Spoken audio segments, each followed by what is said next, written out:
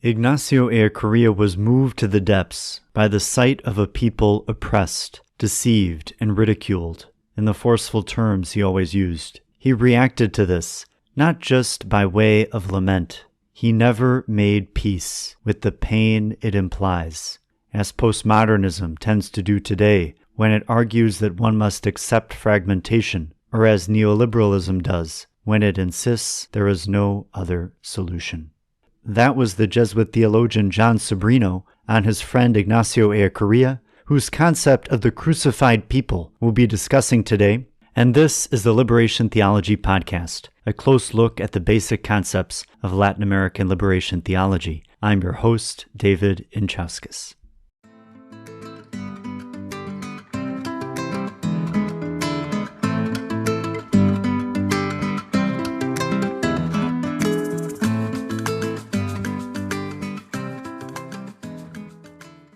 Michael E. Lee is joining the podcast today to discuss Ignacio Ellacuría's Mysterium Liberationis article on the crucified people. And Dr. Lee is a professor of theology at Fordham University in New York, with an affiliation in the university's Latin American and Latino Studies Institute. Born in Miami, Florida, of Puerto Rican parents, he holds a master's degree from the University of Chicago and a master's degree and a doctorate from the University of Notre Dame. He's the author of two books, Revolutionary Saint, The Theological Legacy of Oscar Romero, and Bearing the Weight of Salvation, The Soteriology of Ignacio Ellacuría, as well as the editor of the book Ignacio Ellacuría, Essays on History, Liberation, and Salvation, and Michael, as well as director of the Curran Center for American Catholic Studies. Welcome, Michael. Thank you so much. It's a pleasure to be here. Well, I'm especially eager to have this conversation today because of our shared interest in Ignacio Ellacuría. Let's begin with Ellacuría's story, your story, and their intersection. How was it that you came to study Ellacuría, and what elements of his life and work attracted you? Well, let's see. I was in college in the 1980s. I'm going to immediately date myself at the beginning of this podcast. And of course, the foreign policy question in the United States was the relationship to Central America and El Salvador in particular. At the time, after college, I'd begun to live in a Catholic worker community in Phoenix, Arizona. And so part of the populations that we encountered were Central Americans who were coming across, fleeing the war. So that story, the happenings, certainly after the assassination of Monsignor Romero, was very present to us. And I remember vividly that day in November of 1989 when the assassinations that took Ellacuría's life and his companions. That was a really intense day and a lot of mourning. After that, I returned to studies in theology, formal studies in theology, and I had the good fortune of being able to study with Father Gustavo Gutierrez. And yet I came across this essay that Ellacuría wrote on the historicity of Christian salvation. And my goodness, that essay just rocked my world. I had done a good deal of liberation theology, and I still think Gustavo is a genius, a brilliant theologian. But there was something in Ellacuría's writing I had really not seen before. And so it convinced me that this is a guy I want to study. And then the more you know about his life, it's this remarkable combination of a really profound scholar, philosopher, theologian, and at the same time, this remarkable witness as the university president there and eventually a martyr. So that combination for me has always been very powerful. Ellacuría, being a scholar myself, and a scholar in the United States, it's a position of power, it's a position of privilege. And yet Ellacuría, who is also in a privileged space, found a way to serve the ones, as we segue into the essay, the ones he called the crucified people. And he found a way to do that from his space as a scholar, as a university president, as a Jesuit. And so that has always made, I think, a very powerful impact on me. And as one who teaches in a Jesuit university, for our community, for our students, to say, hey, this is someone who is a model across many different levels. And you mentioned being at a Jesuit university and Ellacuría being a Jesuit. And I would just add to that, that I feel like for myself, coming to know Ignacio Ellacuría for me is also coming to know a way of being a Jesuit. And in that way of being a Jesuit, though each of us, adds our own individuality to it, there's something there about Ellacuría and his way of being a Jesuit that's very special. So getting into the text for today, the crucified people in Mysterium Liberationis, a word that jumps out immediately right there on the first page several times is reality. What did Ellacuría mean by reality? And why is it significant that he uses this term? And before maybe we get into that, also, I would say one of the things that I first noticed in my time in Guatemala, Honduras, and in El Salvador is that many times when there would be like a colloquium or a forum on a particular topic, the first person who would speak would also speak on a presentation of the national reality. And so it struck me, they're always starting with reality. And so here, once again, we have Ignacio Ellacuría in this essay starting with the word reality. So tell us a little bit about what that might have meant for him. Yeah, well, like you said, it really is a loaded term. I mean, whenever Ellacuría uses the word realidad, reality, it's this intense hyperlink that when you click on it, it's going to give you a whole lot. I think part of it is the way that many, especially in El Salvador, used reality to talk about their situation. Maybe just a word or two on the historical context of this essay. It's first published in 1978, and that was a really intense time in the country and for the church. Since the beginning of that decade, the formation of the base communities and concientización, the conscientization that was happening there, is to discover the reality around you. So this consciousness about the structural problems, poverty and oppression that were taking place. So reality has this very heavy sense of discovering that more, seeing the structural causes of things, etc.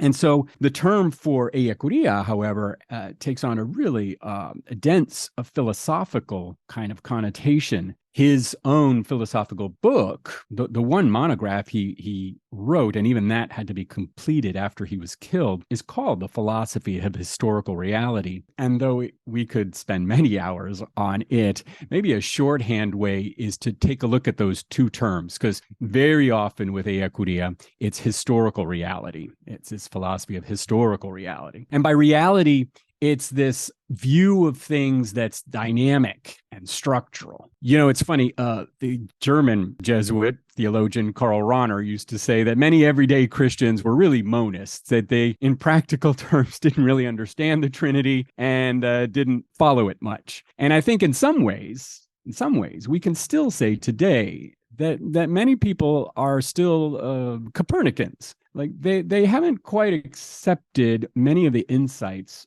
of contemporary science, particle physics, quantum mechanics, and Ellacuría's philosophical mentor, a Basque by the name of Javier Zubiri, really pursued those insights in how we talk about reality as this dynamic interaction of all things. All reality is tied together. And so dynamism is a key notion when talking about reality and interrelationship, right? Just as Heisenberg, etc., we know that as we observe things, we participate in them. There's no such thing as a detached observer in our world. And so it's that sense of interrelation and a sense of structures. I often talk to my students and I say to them, nobody woke up this morning and said, I'm going to go make somebody in Southeast Asia poor today. And yet we participate by the way we shop, the goods that we purchase. We participate in these exploitative structures. And so that's part of our reality, even though we don't see it. And we might not even be aware of it. So reality for Ellacuría is that sense of getting to these dynamisms, getting to those interrelationships, getting to that structural piece. And then historical has to do with how that reality places demands on us. And reality is very complex. I mean, he goes from the very biological, physical roots of reality to these higher levels. And he talks about history as opening and closing of possibilities. And so that is all behind this concept of reality. And though it can seem, and it gets pretty technical at times, when you look at a reality like El Salvador's in, say, 1977, 1978, when Ellacuría was writing this article, it's a country that had just endured a second fraudulent election that was carried on by a military that had controlled the presidency since the 1930s. People were organizing, coming to consciousness. These base communities were active, and they were really beginning to face violent repression. In 1977, the Jesuit priest, Rutilio Grande, who organized some of the earliest base communities in El Salvador, he was murdered. And a death squad, these paramilitary organizations that emerged in El Salvador during this period, threatened to kill all of the Jesuits if they didn't leave the country. So this is the reality that Ellacuría is writing from. And so, yeah, it's really appropriate to pick up on that term because it's a key to his philosophical understanding, but it also brings to the fore the importance of accounting for that, not escaping from that, which is going to be really important as we look at some of the theological insights in this essay. And the essay is grappling with the relationship among the crucifixion of contemporary people, the crucifixion of Jesus, and salvation. Why link the historical suffering of the people of El Salvador in the 1970s, for example, with the passion of Jesus? And where does salvation come in? It's an excellent question. And for Ellacuría, I think it links a lot to the methodology that was being used among liberation theologians and even in the formation of the base communities, the so-called see, judge, act methodology, in which one looks at reality to see what is happening. And then from there, go in light of the scriptures for Christians to judge and then to act appropriately. From Ellacuría's perspective, that is the starting point, a reality in which the majority of humanity, majority of the Salvadoran population, but indeed of humanity, lives in oppressed conditions. And so as a Christian, he's asking the question, well, what does this mean for a religion like Christianity that's preaching salvation? What does salvation mean in light of it? What can the church possibly say in a situation like this that means good news? These are the kinds of questions that are prompting this reflection. But I think particularly the intensity of that moment is why this amazing metaphor that he employs, one that's, it's difficult and it has so many different implications, but to talk about people who are crucified and then to ask this question of salvation. So I think it starts there, and then he begins to build on this connection. And while obviously to talk about crucified for Christians, it would be immediately to think about Jesus on the cross, Ellacuría is actually introducing a third figure, right? So it's the way that early Christians who experienced the crucifixion of Jesus turned to their scriptures, and specifically the book of Isaiah, where you have this figure of the suffering servant. And so those words from Isaiah that make their place in the Gospels, that many people might even know from Handel's Messiah, right? These verses about this suffering one. For Ellacuría, that dynamic of reading Jesus through this lens of this suffering servant lends itself then today to asking about how does this figure of the suffering servant that for early Christians gave them an image, gave them a language, gave them a way to talk about Jesus Christ, his crucifixion as somehow salvific. Might that open a way for us to think about how that same kind of reality today, in some amazing, mysterious, scandalous way, can be true today? What it does, though, is forces Christians to really interrogate how they think about Jesus, right? Ellacuría mentions that there's a kind of loss of scandal. People aren't scandalized by the notion that, salvation came because of Jesus' death. It's almost not even thought about. And Ellacuría wants to recapture the scandal that's implicit in a claim like that. At the same time, it's really dangerous water that he's wading into. And I think we can talk maybe perhaps later on about critiques of this essay and ways of thinking about oppressed people that don't sit comfortably. But I think he's aware of that and talks about the scandal in associating salvation with the oppression of people. And so that's really where this is centered, and it's a way to force Christians to account for the very heart of their beliefs. If it's a religion that proclaims salvation, it has to do so in light of this reality. And if it evades that reality, then it's really not the gospel. It's really not salvation that's being talked about. So there's a lot of stake in this essay.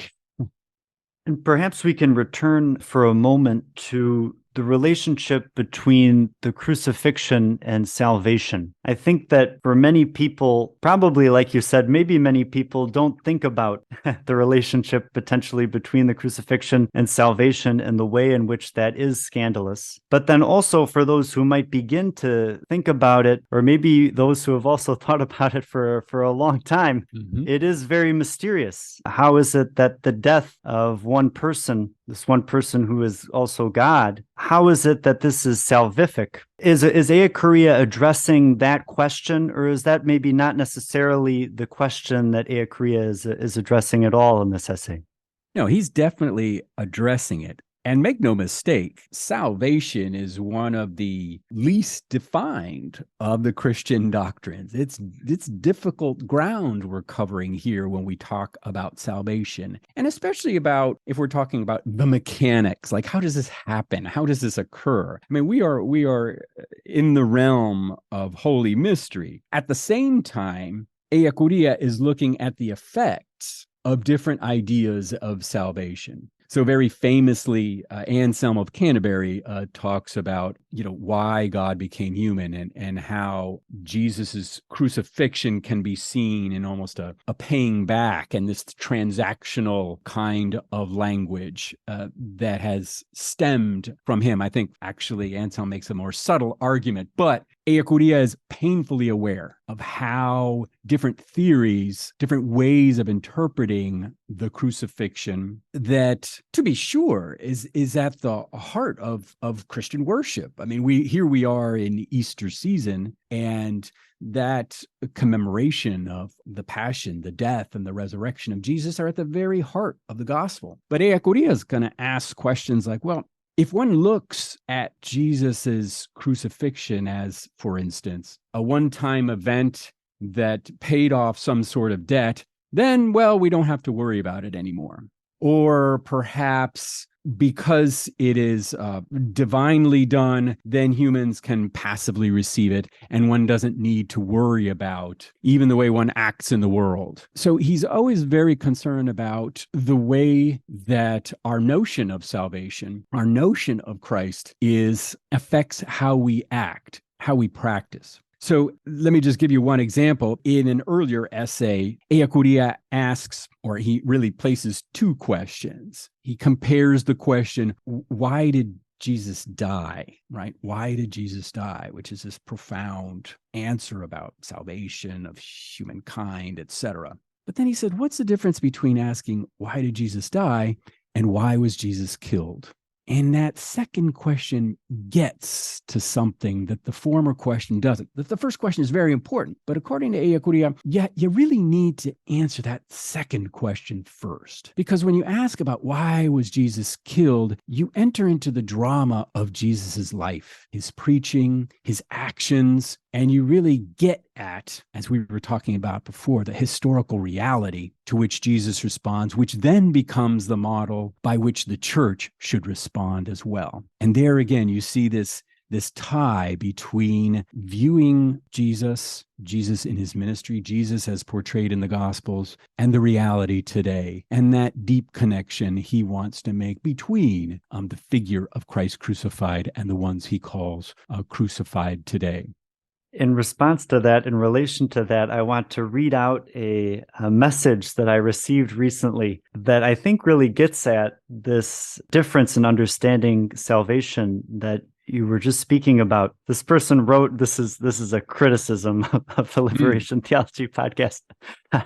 A Catholic Church that fails to prioritize the eternal salvation of individual human souls and instead seeks to ameliorate misery in this world to the exclusion of the former is beholden to the enemies of Christ and is guilty of the sin of Judas. So, a harsh critique. But I think behind this critique is actually kind of a rather common belief that some portions of the Catholic Church have, and not only the Catholic Church, but many Christians in general, would be that really what the gospel is about the salvation of the individual soul, and that comes through an accepting of the salvation that Jesus offered for us on the cross. And so I make that statement of belief, I accept Jesus into my heart and belief, and then that salvation that has been won for me by Jesus is then applied, and I'm saved. So I think that there we see Ellacuría trying to make this connection between the crucifixion of Jesus and the crucifixion of contemporary people. And he's saying that this connection really, I would say, one of the things that has been very transformative for me in learning about liberation theology would be that sometimes we can think of salvation and liberation as two different things. But I think Juan Luis II and many liberation theologians were really trying to say that actually these two words are almost synonyms, when they're used in the gospel. And we see that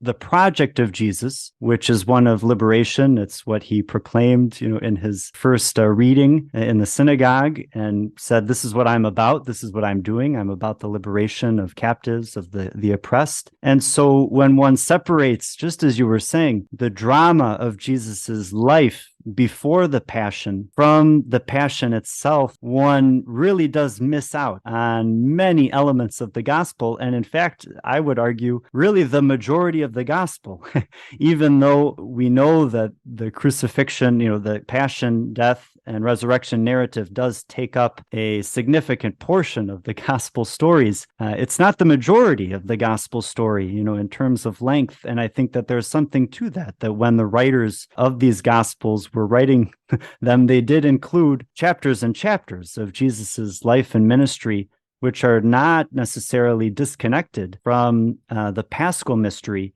And I think the same thing would be true maybe if we were to transfer that to historical reality, that we know that we're going to die. This is a reality. And I have, of course, a personal hope in the resurrection of myself and others. And that's very important. But to then say, I'm going to totally disassociate that from life and ministry, essentially, historical reality as we know it, I think there's a parallel there with the life of Jesus. And kind of a question that I wanted to ask you in line with that would be that you mentioned before that essay by Ellacuría that really grabbed you, which was about salvation. And you wrote this book about the Soteriology and Ellacuría. So what might be some connections that you see between this essay on the crucified people and Ellacuría's idea of salvation that we might find elsewhere, like in that essay that you mentioned? Yeah, it's interesting. The subtitle for this essay, he describes it as an essay in historical soteriology. And he uses that only occasionally, most famously then one of the last and great essays on utopia and propheticism. He describes that as an essay in historical soteriology. I would argue that it is his great contribution as a theologian. And I think it goes back to that note that you received, that critical message. In some sense, if I heard it correctly, an emphasis on ameliorating suffering today at the expense of the eternal, well, that would be spot on. But it's that divorce, it's that separation where I think the critic got it wrong, that in fact, it is the unity of those two. And this is profoundly important, and it goes back to this historical sense, but even in the scriptures, Jesus proclaims not so much himself, he proclaims the reign of God. The kingdom of God is at hand, right? His preaching is about the reign of God. And Ellacuría really emphasizes that, because when we talk about the death of Jesus, or more accurately, Jesus being killed, Jesus is killed for the way he lived and the way he preached. A historical soteriology keeps that connection intact. When he was writing Ellacuría, a large theme in theology, very commonly heard was, and it came from biblical scholars, was this notion of salvation history, the action of God throughout history, and seeing God as an active agent throughout history, and seeing this played out. And Ellacuría used to say, salvation history is a salvation in history, particularly as a Catholic. I mean, we have such an incarnational imagination. God becomes flesh in the person of Jesus Christ. This incarnational notion of in history is where we make our relationships, where we respond to God's grace and God's gracious self-offer. That's what history is, or where it all happens. And so in thinking about this emphasis in history, and its relationship to salvation, one of the simplest definitions of salvation comes from Gustavo Gutierrez. I love it. He says salvation is simply communion with God and communion with others. But when you begin to really, really ask what that looks like, you see how complex it is and also how far we are from it in reality.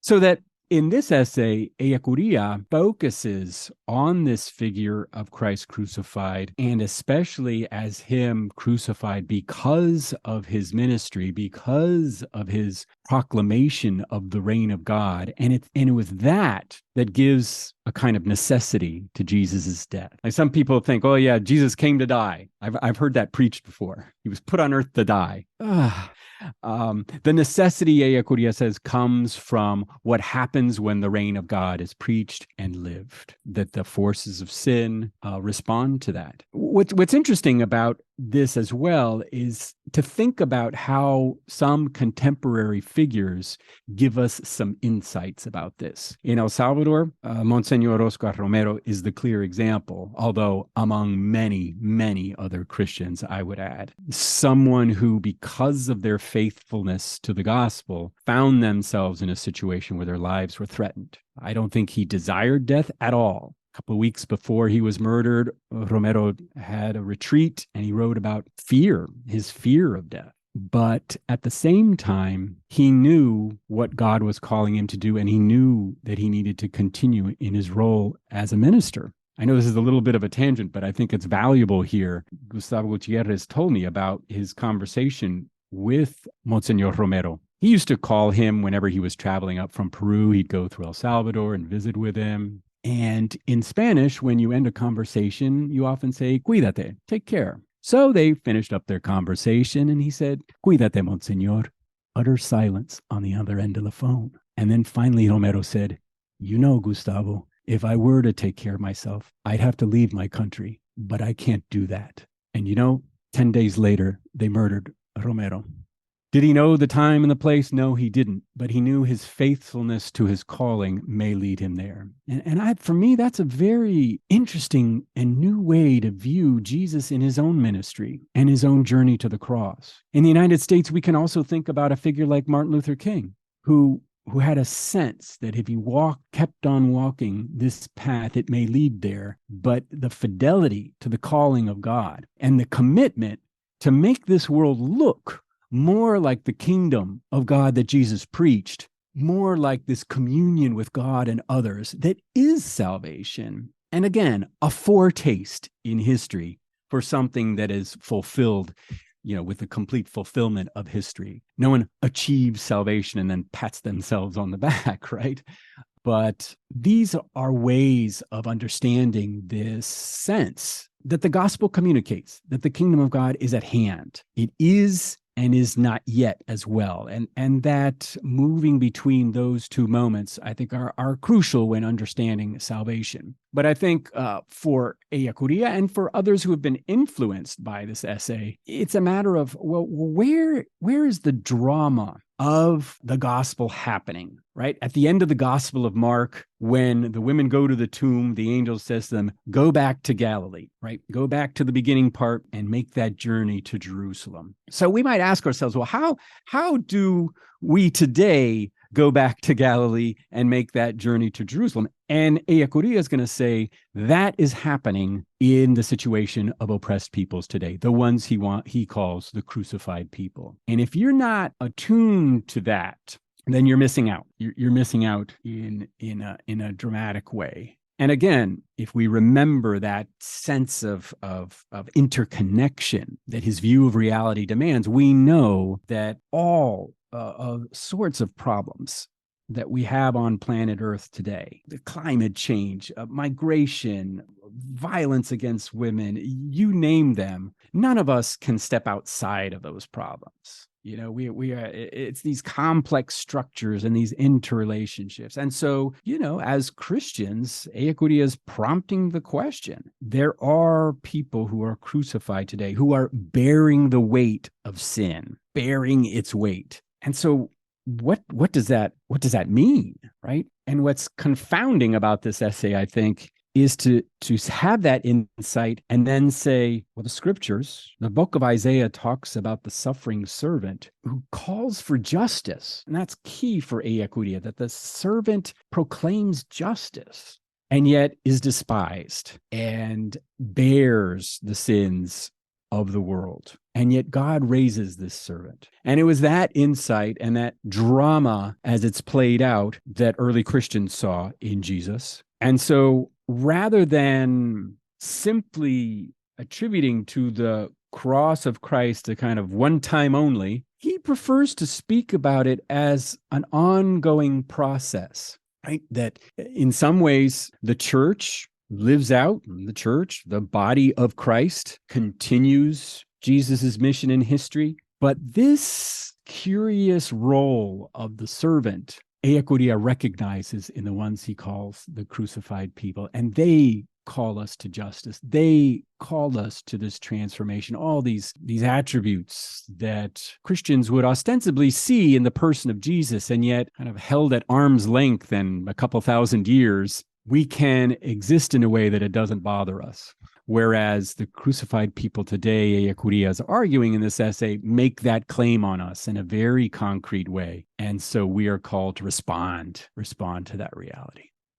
There's so much of what you said just now that stands out to me, but I want to return to 2 points that came to mind as you were speaking. The first one is on the Catholic incarnation and our incarnational way of thinking, because just the other day here at Centre Sèvres, they really have a great focus on the Church Fathers, and they're very proud of their French translation of the work of the Church Fathers, which is really exceptional. And so one of the texts that we read was from Tertullian, and it was on the flesh. And he's going in a polemic fashion against Marcion, who was denying the real incarnation of God in Jesus. And at one point, Tertullian is just going on about how much Jesus loved the human body, and that, of course, much of Jesus's work was healing people. And then Jesus so loved the human body that Jesus took on a human body, and went through what we might consider embarrassing process of being a baby,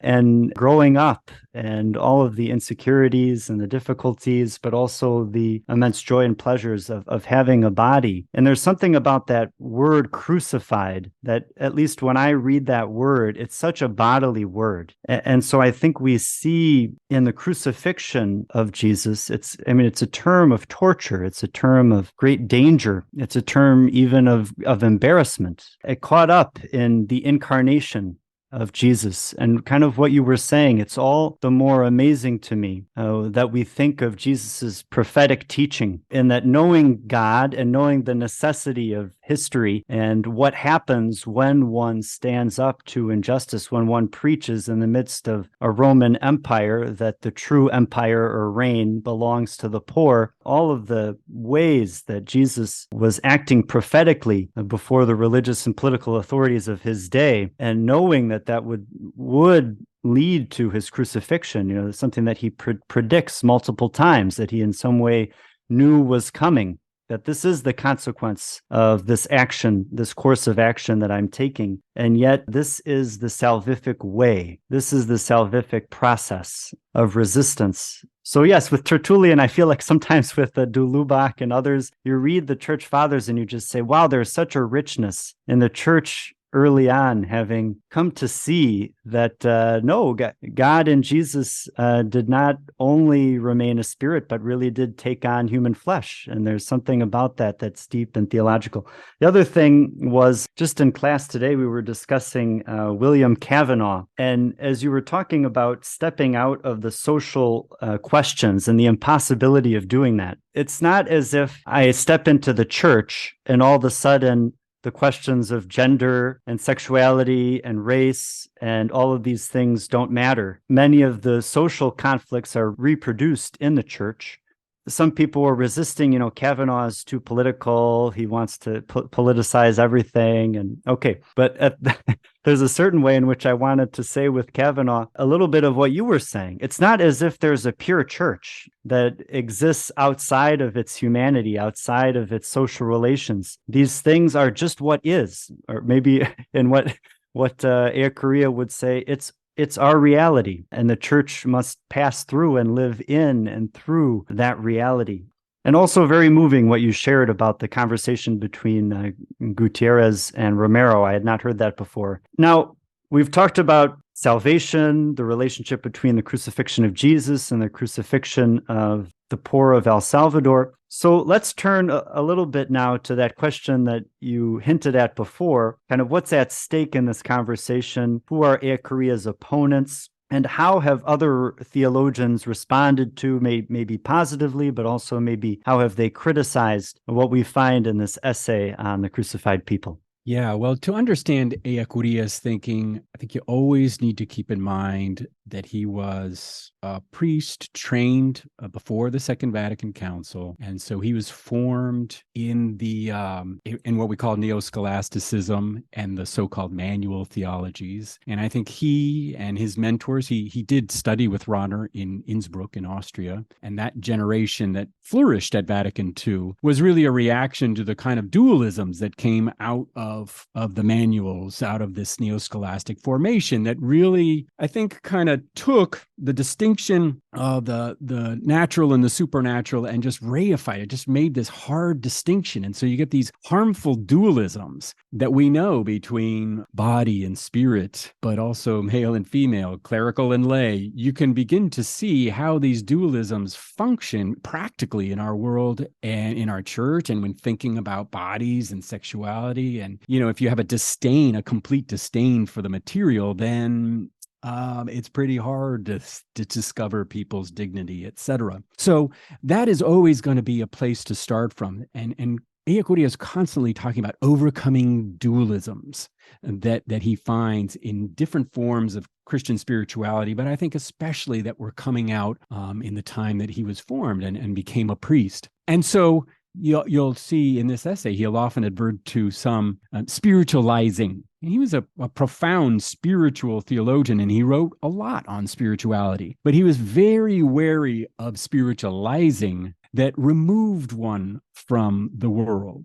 He was very suspicious of proclamations of faith or of practices in which the aim was to flee the world. He was not a fuga mundi type. No, he said, if you want to encounter God, you have to do it in the world, in reality, where God is revealing God's very self. So that's always a key to understand him. Now, as far as the way he's been received, positively, there have been those who have realized the importance of what he says and the way to enculturate what he says. Ellacuría, even in the context of El Salvador, is very cautious. He's going to say that you cannot point to a particular people and say, there you go, they're the crucified right there. This is more about this reality that liberation theologians call social sin.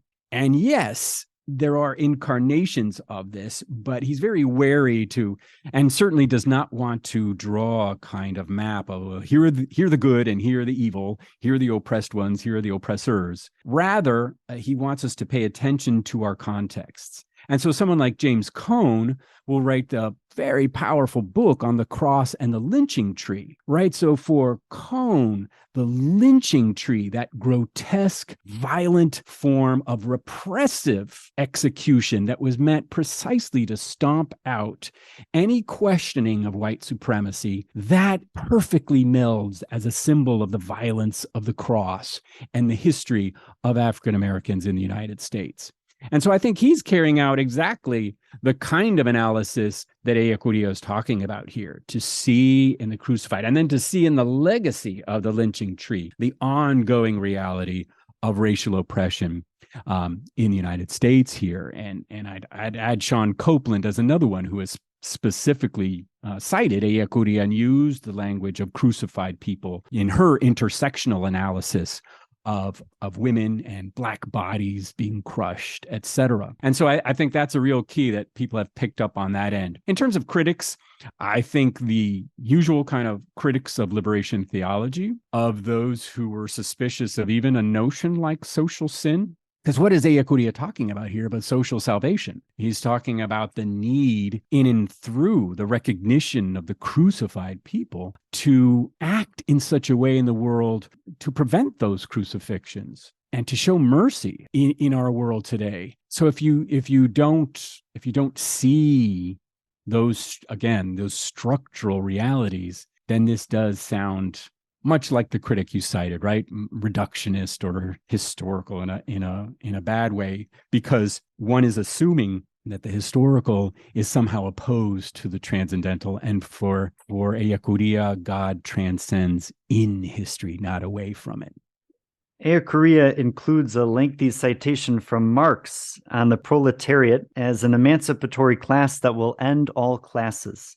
And what role does this citation play in Ellacuría's argument? And kind of maybe what I mean by that would be why cite Marx in this way in this particular essay? What would Ellacuría be about, or what is he trying to do with that citation? But then maybe more broadly, following up on a great conversation that I had a few months ago with Dean Detloff on the relationship between liberation theology and Marxism, what do you see as an Ellacuría scholar as the place of Marx in Ellacuría's thought in general?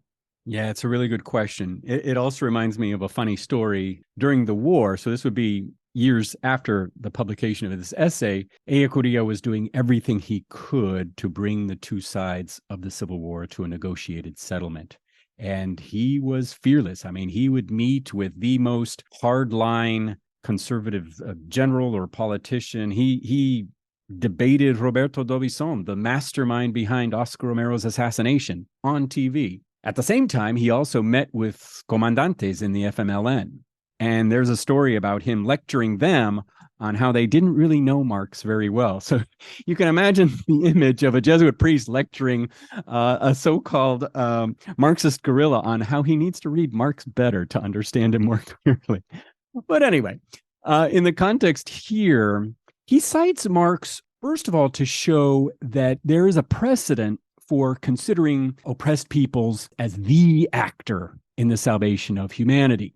So even outside of Christianity, there are those. And so he points to Marx and Marx's writing on the proletariat to show that it makes sense to do so. And it does have a precedent. Of course, he's going to bring his own version of this. And so to step back more broad, I mean, even in just the example of how Marx would then delineate the lumpen proletariat, the ones who are kind of devoid of class consciousness and therefore, a stumbling block to the revolution. For Ellacuría, that shows an incompleteness to Marx's analysis when Ellacuría speaks about the crucified people. He's not talking about the conscientized, revolutionary crucified people. He's talking about anyone and everyone. He's talking about those women and children in the Sumpul River Massacre or El Mozote. I mean, he's talking about anyone. And so in terms of his relationship to Marx, in terms of philosophy, Marx is classified in terms of,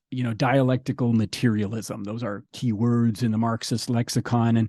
And I think that is influential on Ellacuría. He is a materialist. He is paying attention to historical reality down to its very biological and cellular roots. So he's a materialist through and through. But as Hector Samur, who is a scholar at the UCA, who recently passed away, but has written just a marvelous book on Ellacuría, he describes Ellacuría as an open materialist. So whereas the dynamisms and the forces of history, as Marx describes them, tend to be closed. And you see, even in some Marxist states, the way that the party, etc., begins to dominate and remove agency, individual agency, etc.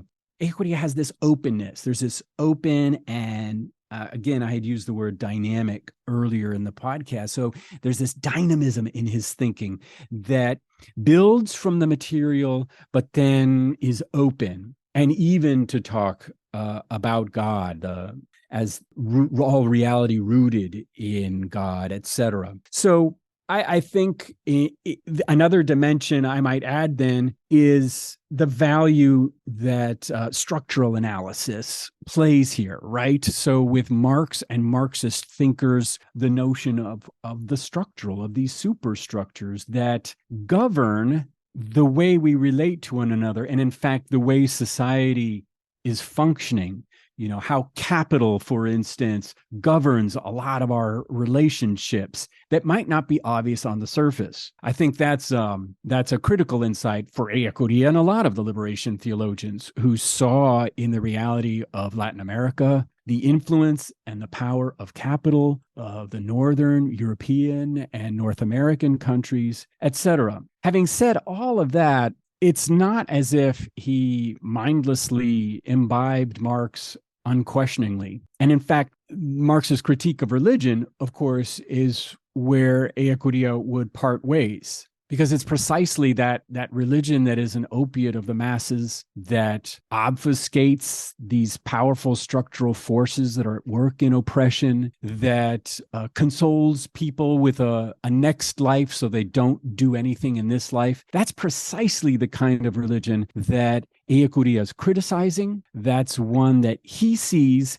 in the ministry of Jesus as being completely opposed. Jesus is talking about a reign of God that's present.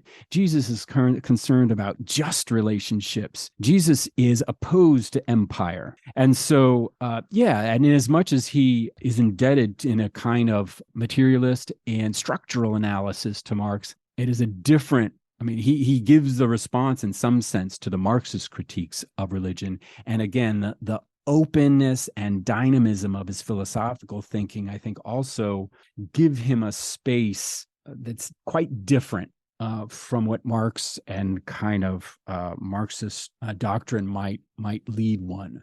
Without getting too technical, I guess that's where I would answer that. Also to note, though, he begins his philosophy of historical reality with an essay on Hegel and Marx. So to be sure, it's a critical engagement with all sorts of thinking. He is drawing from all sorts of scholarship and engaging it critically. But I think anyone who would say that Ellacuría's thinking is somehow non-Christian or anti-Christian, it's just Marxist, doesn't quite understand Marx, but especially doesn't understand Ellacuría. And yet recognizing that importance of that structural analysis and the way that the church, even today, is tempted to participate in those. In colonial Latin America, as Philip Berryman talks about in his book, what do you see in every Latin American capital city? In the central plaza, you have the government building on one side and the church on the other, each legitimizing the other. And so we're talking about a long history of colonial spirituality here that Ellacuría is confronting in El Salvador and Latin America and in this essay. I want to react to two elements of what you just discussed there. One, which would be about the open materialist. And one of the things that I see in common between Ellacuría and Marx, which to me is also very inspiring, which would be in those theses on Feuerbach. Two of the theses that stand out to me would be the one where Marx talks about there's no like human essence, but humanity is the ensemble of human relations. The other one, which would be the last one, where he talks about philosophy's job is not just to interpret, but to change reality. And I think both of those things go along with what Ellacuría, not in a one-to-one way, but they're very related when Ellacuría is talking about that interpretation of the open materialist, because I think what Marx wanted to say was philosophy has not really yet considered the possibilities of history. And that's one of the things that you had mentioned as well, was when Ellacuría is talking about history, it's this transfer of possibilities from generation to generation, social context to social context, and how people appropriate and advance certain ways of inhabiting reality from generation to generation. So that's one thing that comes to mind. And I find that as someone who is interested in philosophy and wants to work on philosophy as very essential, which is related to the second point, which would be one of the things that Ellacuría says. I think it's in his theological writings. He has a whole essay where he's talking about the relationship between Marx and Christianity, and it may be just a series of notes, maybe that potentially wasn't published. But one of the things that he says there is that really what the church needs to do in certain contexts is to reinterpret the dogma in light of Marx's ideological critique. And I think that is also so important because of what you were just saying. So many people, especially those who might be more on the left today, may look at religion and they may see one of two things. Either they see a religion which is in fact oppressive. It's not simply the opiate of the masses. It's actively oppressing people. And so they don't want to have anything to do with that. Then there's others who would take that more classic Marxist approach that maybe it's more of a numbing effect. In a way, it's kind of good in a sense that it's comforting people in a very oppressed reality. It's that heart of the heartless world. But at the end of the day, that heart is not going to suffice because it's not getting us to where we need to be towards the revolutionary component of social reality. And so what Ellacuría, I think, is proposing is not necessarily a reinterpretation, but I think it goes back to the ressourcement that many liberation theologians were into, which is that there is a thread that runs from the prophets through to Jesus, through to the history of the church, of this liberatory Christianity. And that thread, that way of existing in reality, is being picked up by the liberation theologians like Ellacuría, who are then advancing that way of existing in historical reality.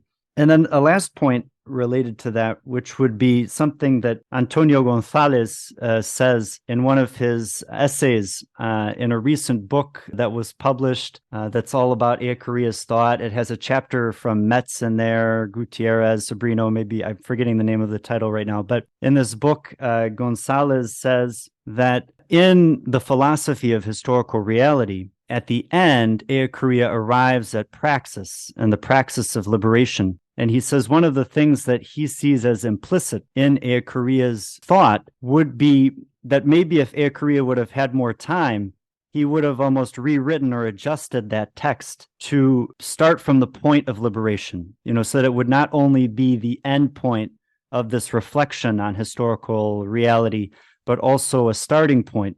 I think that gets back to as well that starting point that goes back to Marx, which would be the role of philosophy is not only to interpret the reality, but also to transform it. And certainly many liberation theologians looking at the reality of oppression, almost you see the suffering of human people and you experience a compassion like Jesus did, and he wants to transform that reality.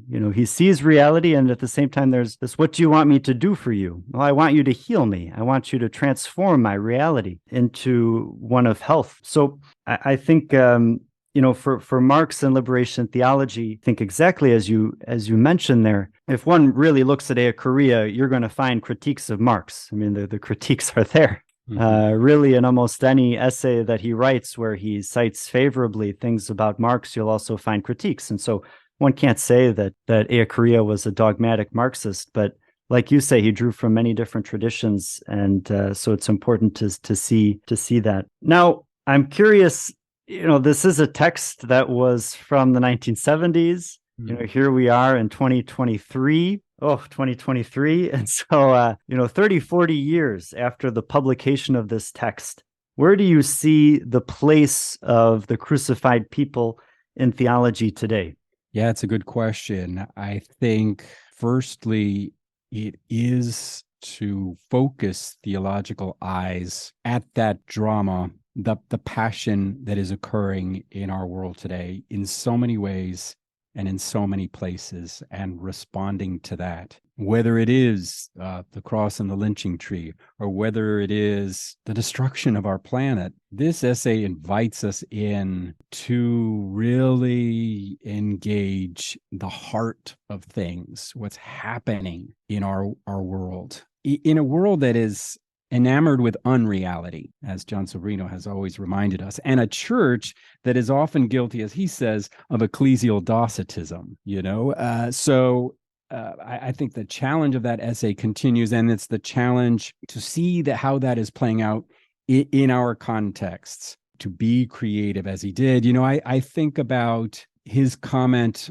on Ignatius of Loyola's spiritual exercises and the famous reflection he gives on the colloquy at the foot of the cross, where the retreatant stands before Christ crucified and asks, what have I done for Christ? What am I doing for Christ? What ought I do for Christ? And Ellacuría's famous reflection comes back. Look with your eyes and heart at these people who are suffering so much, some from poverty and hunger, others from oppression and repression. Then pray the colloquy before this crucified people, asking yourself, what have I done to crucify them? What am I doing in order to uncrucify them? And what ought I do that this people be raised? I think that challenge is with us today as much as it was in 1978, if not more so. But I'd like to go back and address a question I think is really active today. I've had folks who've read this essay who say, why are you putting it on the crucified people to save us? Yet another thing for them to do? And what do you mean that other people's suffering can save me? So it's a real critique about putting on the crucified people a task that they did not choose, and to somehow exploit other people's suffering in a way to think about one's own salvation. It's a really intense critique, and one that I've wrestled with a lot in reading this essay. And, I was rereading it again and again. And there's a passage toward the end of the essay where Ellacuría actually begins talking about the suffering of Christ and the identification of Jesus with those who suffer. And he's thinking particularly about the famous Matthew 25 parable of the Last Judgment. And then he has this to say. He says, the Son of Man is he who suffers with the little ones.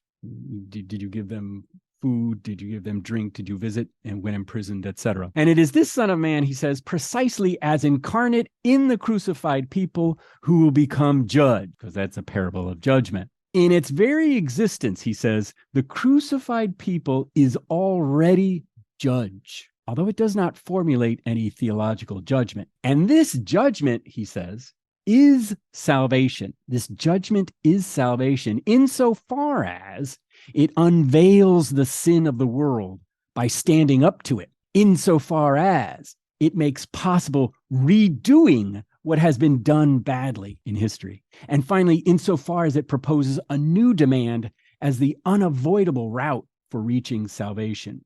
That really struck me in a powerful way, because it's not as much as Ellacuría is trying to remove a kind of history of viewing salvation in terms of a banking model, a transaction, somebody paying a debt, or legal provision, somebody violated a law and has to pay for it. No, he's talking about communion. He's talking about wholeness And when those relationships of wholeness, of communion, of justice are ruptured, then judgment occurs. And so the crucified people as judge is a lot more agency. It's not poor things paying our debts for us or something like that. No, they are judge, he says, and that is salvation precisely because it's the confrontation with the way things are. It's that which says no, and it has to say no. This is the problem with that kind of pietism that looks to the cross and either simply sees it as interior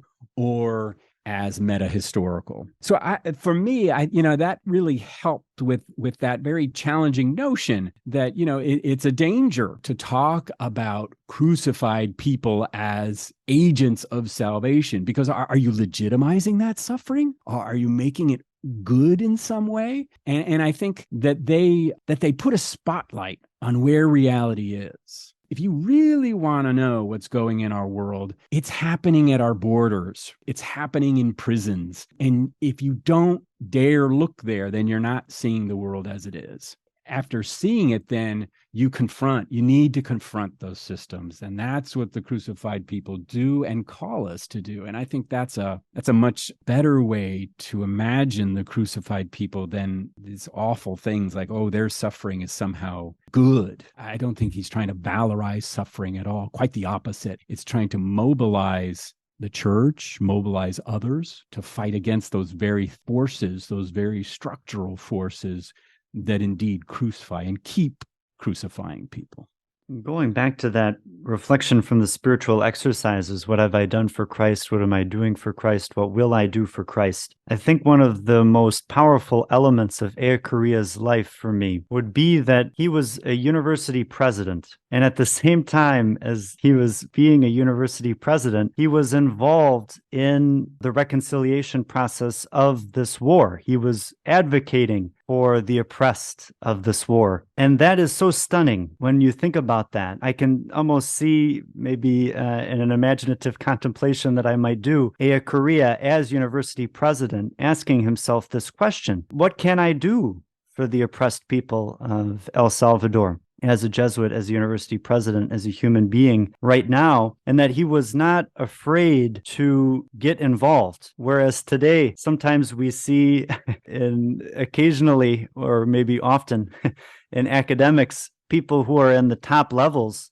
one of their goals is don't offend people, you don't want to make enemies, because that will damage the image of the university. People will say the university is partisan. You're just training people into an indoctrinated ideology. And then, of course, the money. You lose money when you criticize rich people. Yet Ellacuría really asked himself that question and took that so seriously. And it demonstrates that his thinking was subversive and dangerous, and in that it led to his death, as it was the case for Jesus. The other thing I think of that regarding the poor and their judgment, one of the songs, it's very popular in the liberation theology movement from Mercedes Sosa, Solo le pido a Dios, where she says, I only ask God that the suffering would not be indifferent to me, that I would not be apathetic to it, and that the dry death would not find me empty and alone without having done enough. And I think of Ignatius too, in that really Ignatius had the same exercise, right,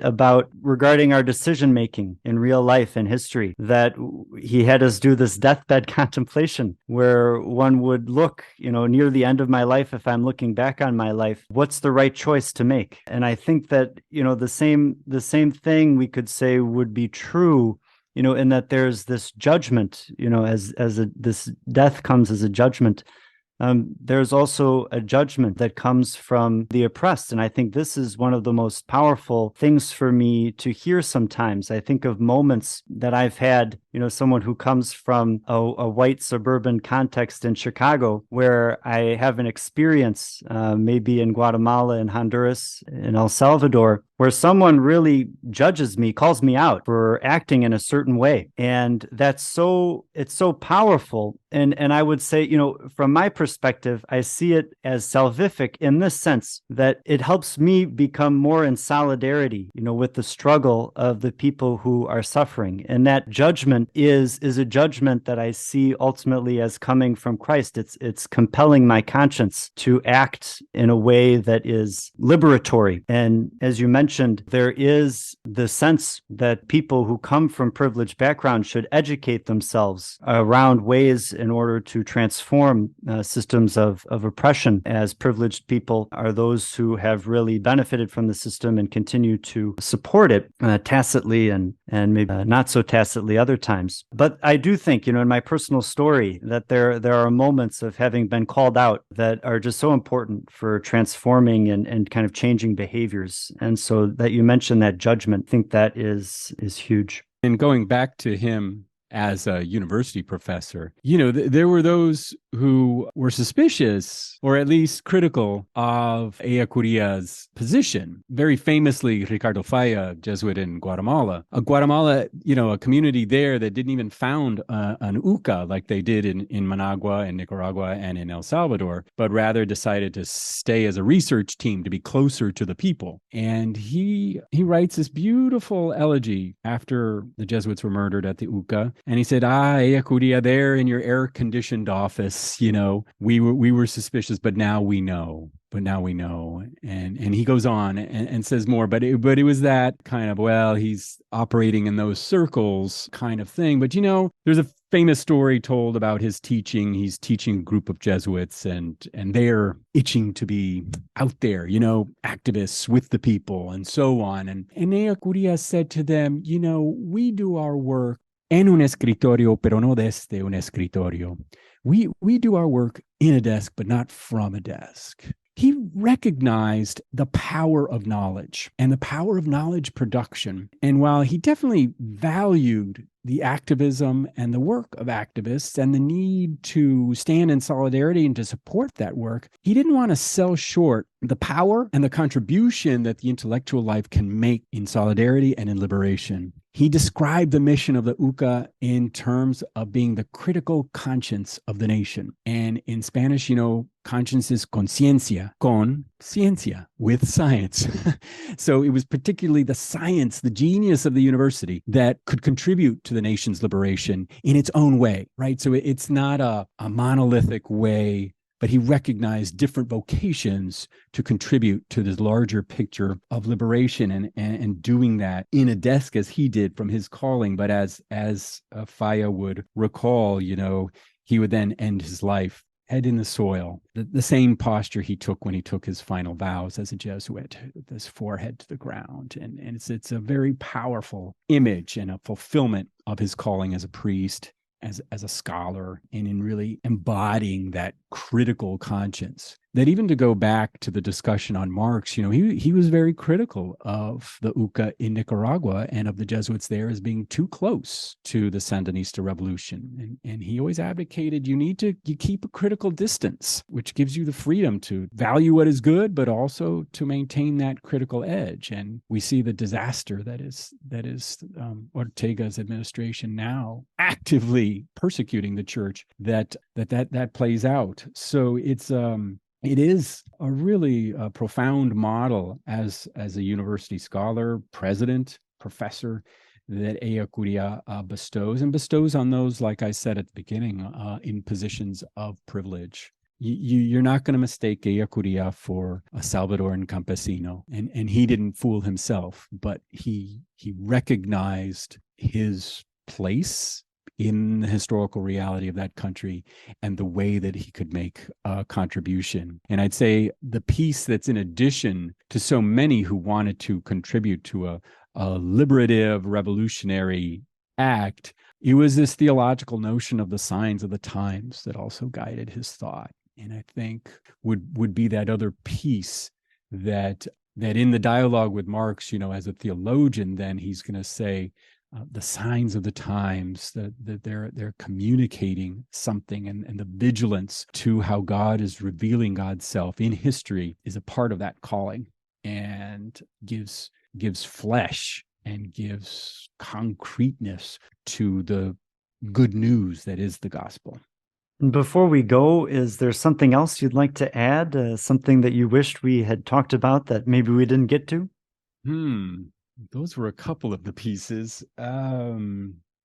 I mean, Ellacuría is an inexhaustible source, because it would be fascinating to be able to connect the dots over his other essays of so-called historical soteriology. I mean, The Crucified People is an early piece, and it's happening before the Salvadoran Civil War even takes place.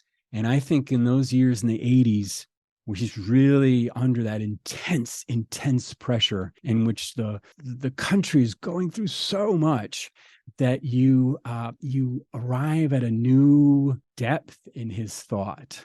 Not that this isn't a profound essay, and really, he is such a great mind, but there's something about those later essays when he again revisits this notion of a historical soteriology that really, I think, bookends so well. So if readers have really enjoyed this Crucified People essay and thinking in these terms, going to something like his Utopia and Propheticism article is really a great next step to really begin to piece together. And in fact, that's where my own research is going right now, really a way to bring together and articulate that historical soteriology with only the tantalizing notion that he was arriving at a point where he was going to step down as rector of the UCA and devote himself perhaps to more writing and to consolidating. I mean, he's, as you said, doing so much in the context of this war and negotiations. He still would occasionally go back to Spain and work with Zubiria until he passed.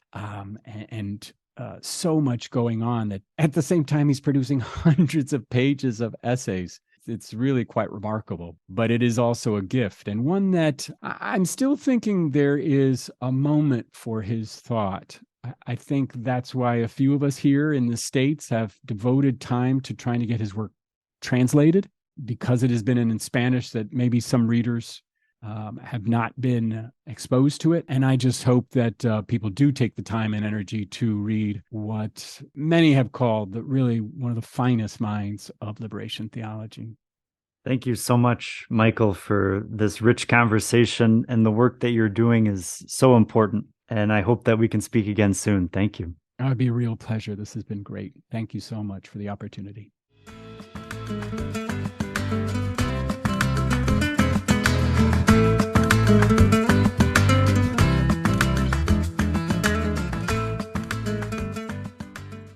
Thanks for joining this episode of the Liberation Theology Podcast. Let's end our time together with our usual prayer, this time a poem called Song of Sickle and Sheaf by the Catholic Bishop Pedro Casal Daliga.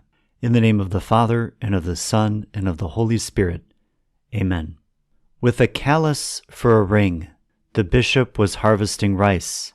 Bishop, hammer, and sickle? They'll call me a subversive, and I'll reply, I am.